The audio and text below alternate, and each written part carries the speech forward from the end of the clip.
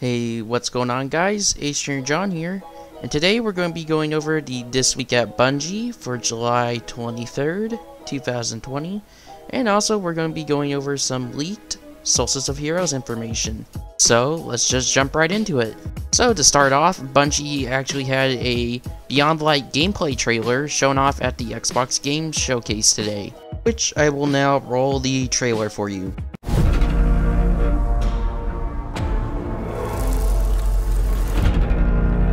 I've seen terrible things born out in the darkness. Every moment brings them closer. It's time to step beyond the light.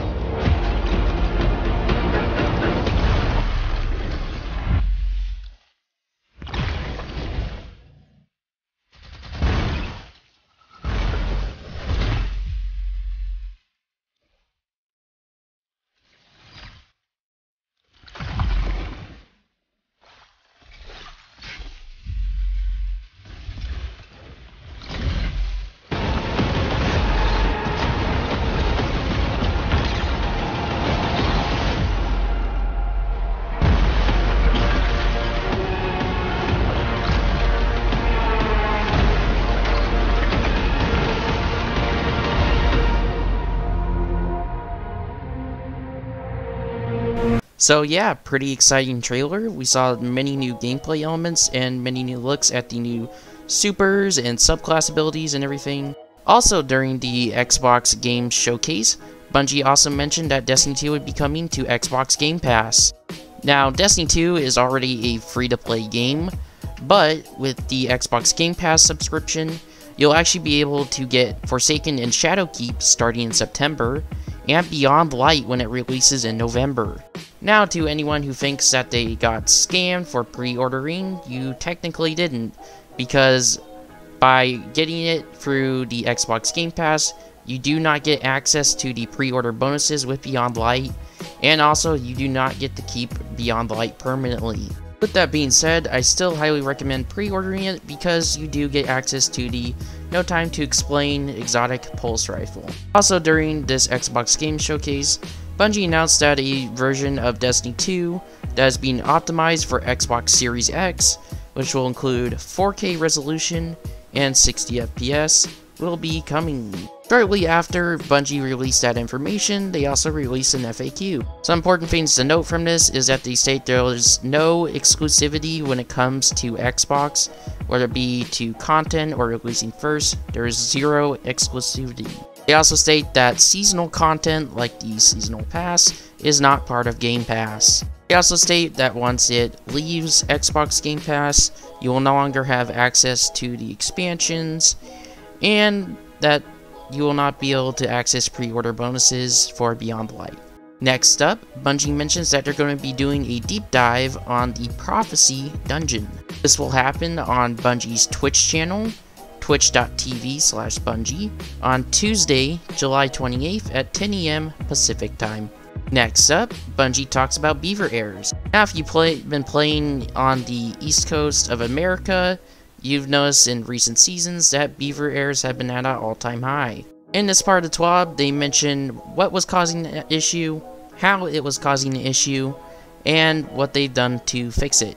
So starting now, you should notice a reduction in beaver errors, and if you want to read specifically how they fix it, I'll be linking the TWAB down below so you can read for yourself, or you can pause the video and read on screen. Next up, Bungie mentions that the Destiny official cookbook released this week. If you want to go buy that, head over to the Bungie store. Next up, Bungie talks about new Twitch Prime rewards. During this month's Twitch Prime drops, you'll be able to get the Tractor Cannon exotic shotgun, the Machinist Trove exotic weapon ornament for the Tractor Cannon, the Shadow Trespass exotic ship, and the Cavalcade legendary sparrow. Next up in the TWAB, we look over at the player support team. So first up on the report, they mentioned that the Septenary encryption emblem that you're able to redeem, you're given the issue to redeem it on a certain platform, and that they mentioned that it actually doesn't matter which platform you redeem it on. And then they go on to state that you should restart your game and visit the collections, flare, general, and you should be able to acquire your emblem. Next up in the report, they list some known issues as the following. Players can't see their responses in chat on PC anymore. Duress and egress lore may disappear if the triumphs are not claimed. The Southpaw controller scheme doesn't allow for Sparrow boosting. And the high energy Fire Dawn mod doesn't allow Consumed with Light to stack twice when the Stacks on Stacks Dawn mod is equipped. And that's pretty much it for This Week at Bungie. Hopefully in the coming weeks we'll get some more Beyond Light info, but now let's jump into the leaked Solstice of Heroes information. Now starting August 11th is when Solstice of Heroes will start, and it will end September 8th. And when it comes to getting real, non-leaked info, we should get that in a TWAB on August 6th. So keep in mind what's coming next is a bit of speculation, guessing, and, well, it's subject to change because it's a leak. Now in a leaked pop-up image, it states the following. Earn and upgrade exclusive armor sets to unlock an armored glow, powered by your own light energy. Fight through the skies in the European aerial zone. Visit the Eververse for elemental armor ornaments to change your look based on your playstyle. Void Arc or Solar. Complete the Moments of Triumph for glory and loot. Visit Eva Levante in the tower.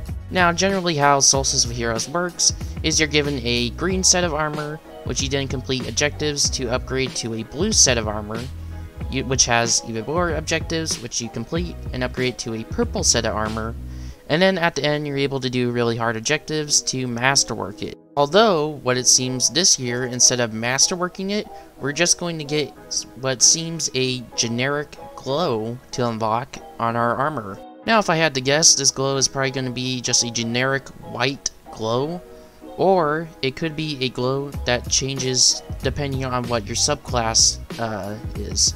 Now at least the white glow theory comes from the pop-up for Solstice of Heroes, which shows a Hunter, Warlock, and the Titan with a white glow on them. Now when it comes to the actual colored glows for the Warlock, Titan, and Hunter, there's actually just one for each character. Now what this could mean is that the free glow could just adapt to whatever subclass we're using, and there'll be 3 separate glow sets in the Eververse. Or this could mean that the generic white glow is going to be our base glow that we unlock through the game, and that the colored glow actually comes through Eververse. Overall, it's nice to know that we'll be earning a glow in-game, and it'll be a ornament. Now keep in mind these are subject to change, but the actual requirements for unlocking the glows goes as follows.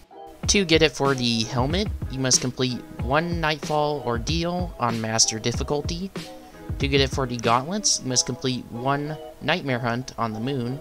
To get it for the chest piece, you must complete the Pit of Heresy on the Moon. And to get it for the boots, you must win 7 matches in Trials. It doesn't have to be in a row, it can be anytime. And to get it for the class item, you must defeat 3 final bosses in the Altars of Sorrow. Now going off the prices of the glows in Eververse, there's many ways to go about this, but based off last year's cost for the glows, it's most likely they're going to be 800 silver each, or 5,000 bright dust each. So if you don't want to spend a dime, they'll most likely be in the Eververse shop for bright dust, so I highly recommend starting now, start working on those weekly bounties to get bright dust. Now I'm going to squeeze this in here as well, as this was not really worthy of its own video, but originally the Traveler's Chosen exotic sidearm quest was originally set to launch on week 9, which was August 4th, and it appears that with the delay of Beyond Light, it also has been delayed as well. So now we should see the Traveler's Chosen quest launch during week 14, aka September 8th. So anyways, that should be everything. If you guys want to check out all the leaked Solstice of Heroes new Eververse items, or the entirety of the Traveler's Chosen quest, I'll go ahead and leave a link to light.gg where you can search it up in the database and look at it for yourself. But otherwise, this was Ace Trainer John. I hope you enjoyed, and I'll see you in the next one. Peace.